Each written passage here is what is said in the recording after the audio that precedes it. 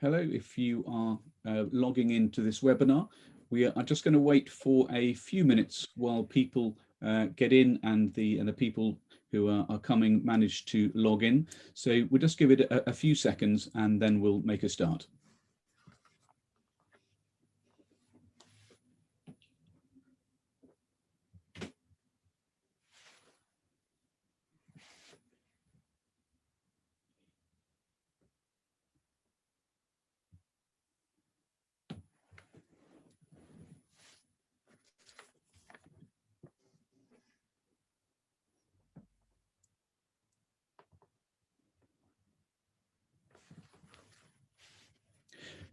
Okay, well, I think we'll make a start now. I can see we've got a number of people who have joined. So a very warm welcome to this webinar on the impact of AS tracking as seen through the eyes of Reed School. It will certainly be very instructive to hear about how they've implemented and embedded the system in their school in the 3 years since they've started doing it. How this has helped their pastoral care and beyond, especially during the COVID pandemic.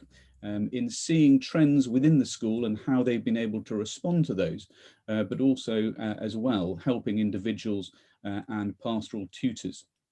So it's a particularly warm welcome to Alex Balls, the Deputy Head Pastoral at Reeds. Reeds is a school of 800 pupils from ages 11 to 18 in Surrey. The foundation began in 1813 and still plays a key role in the way in which it helps pupils today. So first of all, Alex, I wonder if you could tell us a little bit about your pastoral care at Reeds and what you hoped that AS tracking would bring to you, especially in relation to your foundationers. Yes, morning Robert, morning everyone. Yeah, exactly. I think the foundation is essentially the foundation. It's 200 plus years old, and we support vulnerable pupils, and they've either lost both or one parent or the support of a parent. And still 10% of our pupils are foundationers, and so that pretty much the pastoral care for them really just spreads across the school. So that's really we were looking at are we doing everything possibly we can to look after these children and help them flourish. And I think probably what I was looking at, I think broadly speaking, give or take, but maybe sort of the issues that would land on my desk, maybe 3 out of 5 or so, you've known there was an issue coming, and that the obvious question was, what about the other 2? And the question that I'd ask is sort of, could we have done something more to sort of intervene a little bit earlier? And so that was really what I was looking for. And then that's why we embraced AS tracking and went from there. And is that very much on the sort of on that proactive front? Absolutely. It was all about it. Suddenly, as I say, you think sort of issues sort of arise from tutor to housemaster and then on to me. By the time you get there, I just think sometimes it can be reactive, and I just thought, actually, let's be really proactive. Let's shape the pastoral care on what the pupils are really telling us, and let's try and prevent issues arising in the first place. So how did AS tracking differ from other sort of social and emotional tracking tools? It did really, and I looked at quite a few, and to be honest, I spent quite a long time, and it wasn't just me. I was when I knew colleagues would be going off to conferences or on inset and things like that, I would say to them, just go and have a look and just feedback. So I wanted to just get a bit of a reality check and just sense check for me, but actually the AS tracking, it really was the ability then to write the action plans and to demonstrate the impact, the positive impact, and that for me, and it still does, certainly when I sort of hear of other schools using different systems, it's absolutely just the really simple way of writing an action plan, and then we can really engage in conversations and shape our pastoral care and demonstrate the positive impact that it's had.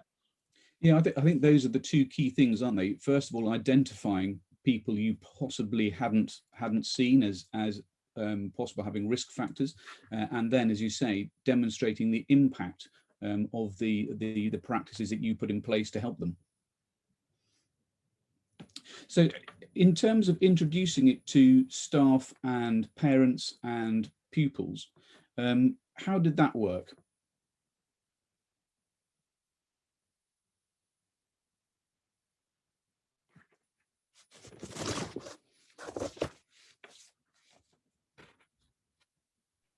Hello. Sorry, Alex, I think I lost you for Hello? a minute.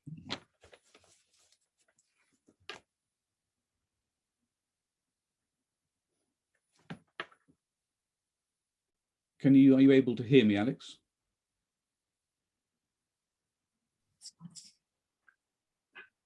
Hello, can you hear me? Yep, I can. Yep, perfect. I can. Sorry, the Wi-Fi seemed to. No problem. I froze. Sorry. Where were you? No, don't worry. So no, it's looking at how did you go about introducing it to colleagues, pupils, and parents?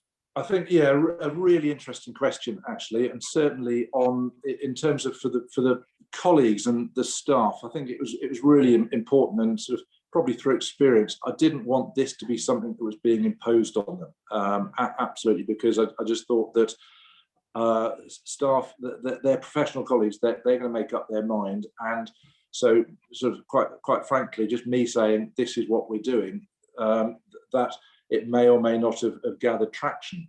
So pretty much we targeted a couple of year groups to start with, and we used year groups that we thought strategically for the school were good, but also where we knew that the pastoral leaders in those year groups were really keen anyhow, because that was important to have the energy and the vigor. And so what with staff, we've really started with a small group, and when we've seen the positive impact, the tutors engage with it, wider groups engage with it, and that's been really sort of quite important to us, because actually to really get staff to buy into it. In terms of pupils, I have to say, I was probably a little bit over-ambitious at the start. I sort of, as I said, we spent some time looking at it. I was thinking, right, let's just go for AS tracking. And all of the team at Steer were very good and said, well, maybe just start with a year group or two and roll it out. And maybe I was thinking, no, we can do this. But in hindsight, that was brilliant advice. So we rolled it out to pupils, and obviously introducing it to them, we'd written to the parents and things, but actually it was really important to explain to them, so what is this about? And so that they really bought into that. So I think that's fine. As I say, we rolled out 2 year groups, then we went to 4 year groups, and then we went to the whole school. And now it really is just an integral part. The pupils know that it's part and parcel of being at the school. And to parents, likewise, they know it's sort of, we promote what we do before they even join us. And actually, so they know this is part and parcel. And what's nice is they know that it's not suddenly the be all and end all of our pastoral care, but it's just we're using this as an additional tool to really try and help us to support their children. Yeah, and I think that's a key point, isn't it? That this doesn't replace anything that you already do. It just adds another element and another piece of that jigsaw, and a critical element, and that pupil voice. Did you get much feedback from parents initially? Actually, funnily enough, one over the 3 years we've had it, we had one parent, and so I have to tell you this because one parent was a little bit worried about the sort of the data and what this was going to be telling about her child. And then, funnily enough, about 18 months later, I was having a conversation with her. And she said, it'd be really nice if the school had been able to do this. And I said, well, actually, that's what we've been trying to do through AS tracking. And straight away, she said, well, you best get my son to do it then as well. So actually, the one parent we had suddenly in a conversation in a roundabout way, and she completely changed and was very appreciative. Mm-hmm.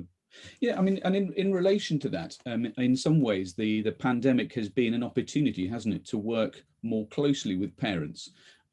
What contribution do you think AS tracking has made in those conversations, those strategic conversations that perhaps you've been able to have with parents? I think with parents, and I think probably the more I've become sort of au fait and happy with really interpreting the data that's there, and I look at that pretty much before I have any conversations with parents. So sort of for me, I will sort of subtly shape the conversation around all the information that I've got available to me, and sort of without necessarily sharing the data with the parents, but actually you can shape and ask questions. And I think suddenly the parents are saying, well, you seem, what's really nice, you get the general message back from the parents again, well, you seem to really know, you really get my son or my daughter in the sixth form. so that's certainly helpful. But also, I think during the pandemic, when things were a little bit more remote, we consciously, because of our foundationers and I've already said the ethos and pastoral care, we right from the word go, we had tutors periods every morning still, and tutors were contacting the parents on a weekly basis. But what looking at the data, it really helped us to focus those conversations and on an actually down to earth, on a practical day-to-day basis. Of course, the tutors were also having to juggle with online learning, their own family commitments at home. So it also meant that they could really target the pupils that most needed our support. So we actually found it really invaluable in that. And some of the really big success stories pastorally probably came through. Oh, I think you might have gone again, Alex. We'll just wait for Alex's link to come back again. There he is. I think you're back with us, Alex. Yeah, I think so. I think so. Yeah. I'm sorry. No, you were just talking about those conversations with parents. Exactly. It really just helped us target the conversations with parents in a way without sharing the data sort of specifically with them, but the nature and the direction of the conversation was shaped by that. And it's all the time at the moment. You suddenly get the sense that the parents know that you really understand and get their children. And I think that's critical, isn't it, from a school's point of view, that the parents really do feel that you don't just know that their son or daughter has played in a team or a musical instrument, but actually you know the pupils and you know what makes them tick. And I think that's a real key element, isn't it, and a selling point for any school. Did you have, because I know, having spoken to you a little bit, was there a eureka moment when you realised sort of what AS tracking could provide and how it could help you as a school and as a deputy head pastoral? Yes, but I'd say it's probably more than one moment. There's been lots of little moments that just on a personal level have been nice on our journey as rolling it out and embedding it. The first moment was we were looking at the data for our lowest cohort, who are one of the first years we rolled it out to, and we were doing it just at the time that we'd also done our prefect voting, and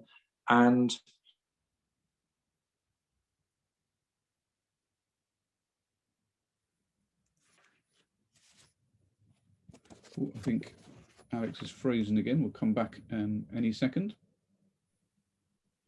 Can you hear me, Robert? Yes, we can. Yeah. I'm just going to see. I'm just going to go and move somewhere else in my office and just see whether or not it's at my end. While Alex is just moving, sorry, I'll just say that if there are any questions you want to ask Alex at all, please do put them in the question and answer box that's at the bottom, probably at the bottom of your page, and we'll put them to Alex at the end. Sorry, and just talk about the eureka moments. I want to say, and I'm not sure how much you heard of it. It was in our first year, and we were looking at the data with the lower sick cohort, and there was a girl. We were doing our prefect voting at the time, or voting for our prefects, and there was a girl who was just underneath the threshold of where we were going to cut off to make a prefect. And we looked at the data. We spoke to our consultant, AS tracking consultant, and actually we changed. We made her. We decided to make her a prefect based on, to be honest, based purely on the AS tracking data, and to see her flourish in the upper sixth, and directly, I think that it was the absolute making of her. So that was actually quite good in our first year. That provided a really good thing and certainly helped engagement with the staff involved. Otherwise, the eureka moments have been with tutors that perhaps we've said, well, look, really, let's get an action plan, shape your interactions with the pupils, and then the tutors' feedback from the parents saying the way that you've been sort of focusing and discussing issues with my son or daughter has absolutely changed their life. We're seeing a completely different child at home, and it's when you get those messages and the tutors going, wow, I had no idea of quite how powerful just a slightly perhaps nuanced change of of approach would be. So perhaps you could explain to those listening exactly how that works then in terms of the action plans. And I mean, obviously it's sort of that targeted, very specific sort of pastoral care for individuals. But can you explain how that action plan works in terms of what a member of staff has to do and how long it takes and how they can be very specific in their help? Yeah, and that's on our journey with it. We started off saying that the pastoral leaders, whether it's housemaster really, because they're focused on the individual, as opposed to we've got heads of year as well. But we initially said, right, if a pupil is identified as a priority pupil, the housemaster should really sat down, and it involved me a little bit, working with yourself, Robert, and with the team at AS Tracking, just to really go and perhaps start them off and write a couple of action plans with them.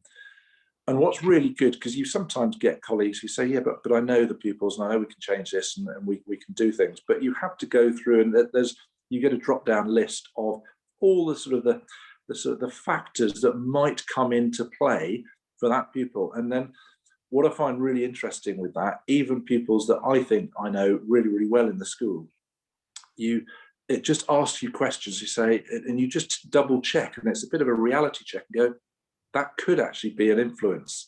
And therefore that you then get down to writing the action plan, which I have to say really does not take long. And that's sometimes colleagues think, oh, this is going to take a long time, but it's a very, very quick process. And what's good is you then come out with one thing that you're going to try and work on for that pupil, and that one thing will try and bring about the positive impact, because sometimes the tutor then says lists of 10 things that they're going to do, and you think, well, probably just focus on doing one thing really, really well, and then we can perhaps change it in a couple of months later and move. But I think that's really helped, and we've certainly found with our pastoral leaders, our tutors, that actually they then sort of, once they've seen the impact of that, they're pretty keen to get on and then look at if there's any other pupils they can write action plans on as well. Yeah, I think you're right. I think to start with, staff say, well, that would be a really good thing to try, and that would be a good thing to try, and that would be a good thing to try. But you're right, it's focusing on one small thing, isn't it, which we know can make a big difference for a pupil. And how can you tell whether the action you've taken, that extra scaffolding, the extra support, how can you tell if that's had an impact or been successful with that pupil? I think over time, and we found as the more assessments, we did two assessments per year with the pupils, and over time, the profile of the pupil builds up, and actually the data becomes so much richer, because it really does tell the narrative of the pupil voice at that time. I think that's really important, and you can sort of in an ideal world, you can actually see that the outcomes and their polar biases are getting less, and so that's a really nice reassuring thing. At another level, bizarrely, we had one of our boarding houses, who had quite a high percentage of priority pupils, and to be fair, I think that the housemaster felt that he was doing all these things, and he was thinking, cracky, I'm sort of, are we really making a difference? And then I'd be able to look at the data, identify it by the house, and actually say, look, yes, clearly what you're doing is having a difference, because look, you can see as a cohort of pupils, you can see the positive impact that you're having. And I found that was actually quite nice to sort of reassure him and his team that actually, yes, they were really having a positive impact. And I think that's one of the nice things, isn't it, is that you can feedback those, and staff can see those really positive stories and messages, can't they, about actually how they're affecting pupils. And from an inspection point of view, that's a very useful tool to be able to show as well, isn't it, that we've listened to the pupil voice, we've responded, and this is the impact. So, I mean, because you're an inspector too, aren't you, Alex? So, I mean, with your inspector's hat on, I imagine it plays a key role there too.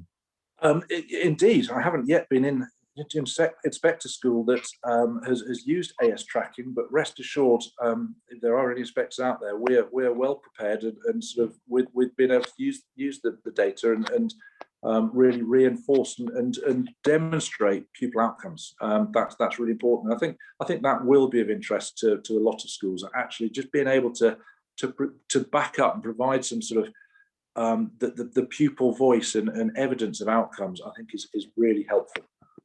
And from your point of view as the deputy head, obviously it's a slightly different role to individual tutors who can use this sort of proactively to help pupils.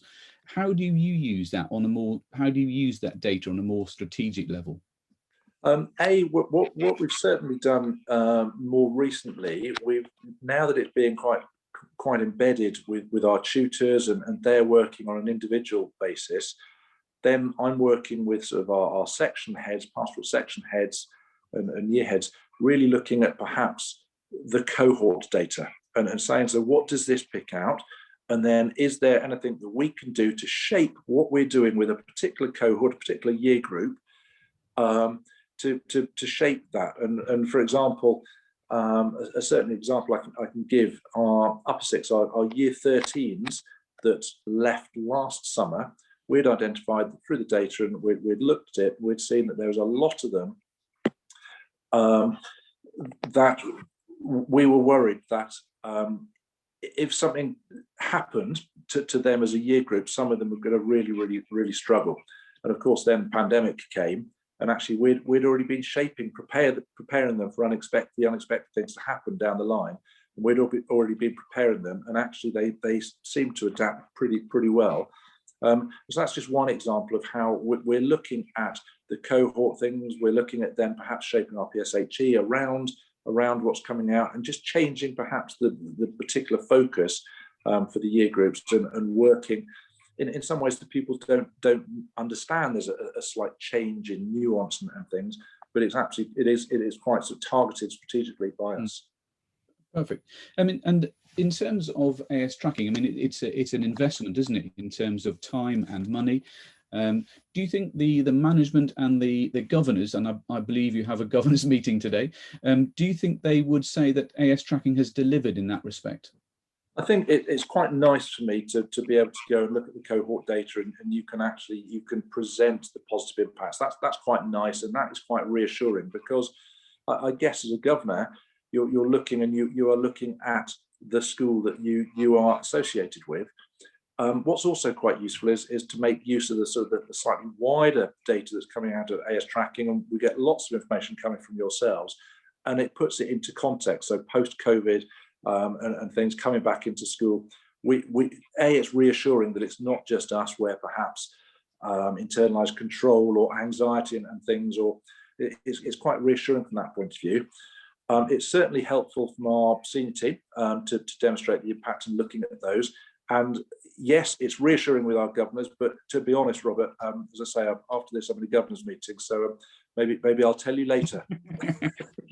And I mean, you've given us some. Are there any other individual stories that you can sort of share with us, obviously without mentioning names, where it highlights how AS tracking has helped both the pupil and the tutor, perhaps, in terms of nuancing the pastoral care and the extra support that's been given?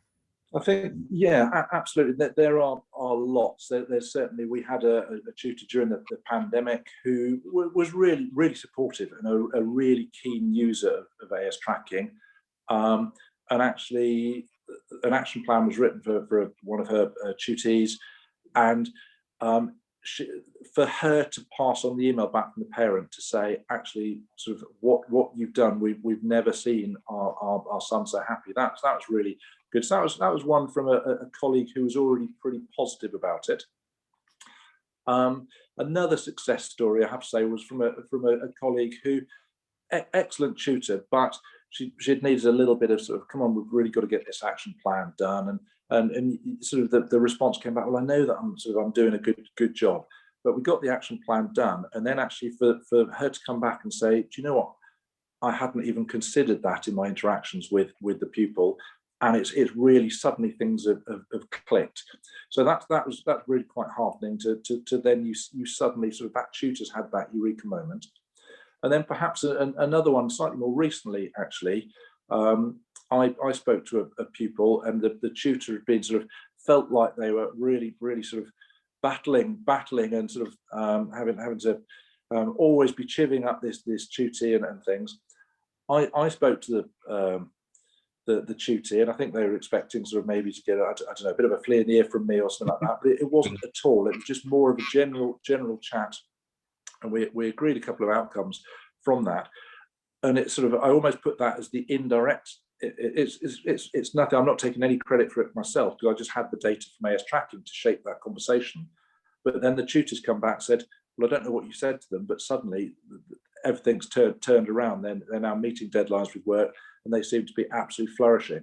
And so that's quite nice. They said, well, actually, it wasn't really anything to do with me. The conversation I had was very focused, based on all of the information, feedback from tutor, feedback from parents, but also AS tracking. I mean, and it's lovely, isn't it, to hear those individual stories and to see how they can blossom. And finally, and if there are any questions, but finally from me, what one piece of advice would you give to a school or to a deputy head who was thinking of adopting AS tracking? I think that probably the golden nugget I would be work with the team at Steer, listen to their advice. I said earlier, hopefully if the Wi-Fi, if you heard that bit of the Wi-Fi, that there I was thinking, right, we've decided to go for it, let's go for it. But actually just to roll it out and trial it with either a year group, or in some schools, if they're very much more house-based, try and think carefully about where you're going to get some really positive traction to start off with, and then build on the successes so it becomes embedded. And so I'd say that would be my absolute, just roll it out slowly, so that what you're doing sort of with certain cohorts, but you're doing it really, really positively. You can demonstrate impact right from the word go. Now I'm just seeing if we have any questions. I've got one here, which says, how easy is it to train staff, and how much support do you get from Steer in the way that happens? It really is easy, and sort of I'm not saying that the way we've done it is necessarily perfect, but what I'd done, I did a couple of sort of sessions with all of our staff, just to gently, at quite a sort of an overview level, trying to explain what we were about to sort of be embarking on, but just reassuring them that at the moment we're not going to be expecting too much of them, but this is what's going to be happening in the background. And then we started working on the pastoral leaders that were really going to be rolling with it. We sent them off to go and do a day's training, and that invariably, without exception, they all came back absolutely sort of infused by it, and really wanting then to get stuck into it. But also what's really helpful is there's the online training, which to be honest, I keep on dipping back into the online training, because it's always good to just refresh your memory, and even when you're writing an action plan, you get little prompts and videos that you can just refocus your attention. So we've been able to train our staff, but what we felt was, through speaking to all of our sort of pastoral leaders, we felt that actually we would do a combination. So we've done lots of twilights where staff can drop in if they've got any particular problems with using the system, so they can just get some one-to-one advice. We've done then house masters working with their tutors, I mean. And so we've really tried, not saying, oh, just get online and do it, because yes, that's fine, but actually I'm not sure you get the engagement. I think it becomes really so much richer when you can combine that with some personal interactions, and where you can then also mix in the success stories. So it's not been faultless, but it's worked pretty well for us. Yeah, I think using those case studies is really helpful, isn't it, actually, of those pupils? Absolutely. And one here, how often do pupils take assessments, and how long does the assessment take? They take it twice a year, and we do ours in sort of October, November, and that's pretty much the recommended times, October, November, and then we do it again in sort of March time. So twice a year, and actually that's set up by yourselves. But it gives us time to then see impact. I think it's sort of some other systems and tools get used a little bit more often, but actually you can't really see impact over such a short period of time. How long does it take? I think in reality it takes our pupils probably a maximum of 20 minutes, half an hour. Really, they do it. And what I have to say is really, really lovely, as you sometimes get pupils on that you're listening to questions and they might rush through them somehow. And I have no idea how you guys at AS Tracking do it, but I'll get an email to say, and they get a sort of a message to say that the system perhaps thinks their data is not reliable. Would they like to start the assessment again? And that's really good, but it doesn't happen very often, because actually we've tried working really hard to get our pupils to say, look, we're doing this to hear your voice, your sort of unconscious voice. And they buy and they do agree with it, but every now and again, you know what schools are like. Pupils, they might think, I want to get out and play football, I'll just go through it. And actually, that they know that the system is designed to really help them and won't let them just rush through it. Brilliant. Well, thank you very much indeed, Alex, for your time this morning. I know how busy you are, particularly at this stage of term, and thank you very much to Reeds as well for all that you've done in regards to AS Tracking. Thank you to those who've been listening, and I hope you found it helpful. And thank you very much again, Alex, for your time this morning. It's been very helpful. Not at all. Apologies if the Wi-Fi at my end. I've still got my 3 bars, no matter where I am in my office. But I do apologise. But we managed to hear your gems, so that was perfect. Good. Brilliant. Thank you very much Okay. indeed. Bye-bye. Bye-bye.